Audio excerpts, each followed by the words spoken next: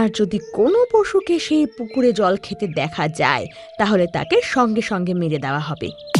শের খানের এই ঘোষণায় জঙ্গলের পশুদের মধ্যে ভয় ছড়িয়ে যায়, কিন্তু কারোর এই সাহসটা ছিল না যে এই ঘোষণার বিরুদ্ধে প্রতিবাদ জানায়, কারণ শের খান আর চার্লসের জুটি খুবই শক্তিশালী ছিল।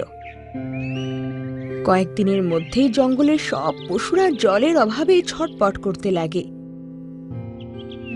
আর কয়েকদিন পর জঙ্গলের সব পশুরা এক জায়গায় একত্র হয়। হাতি দাদা, যে জঙ্গলে সবার থেকে বেশি বয়স্ক ছিল, সে সব পশুদের দিকে তাকিয়ে বলে, আমরা এরকম কতদিন চেষ্টায় কষ্ট পাবো?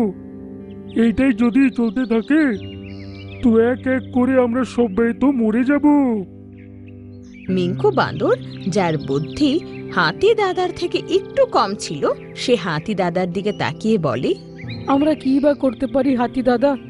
আমরা তো ওর মোকাবিলা করতেও পারবো না।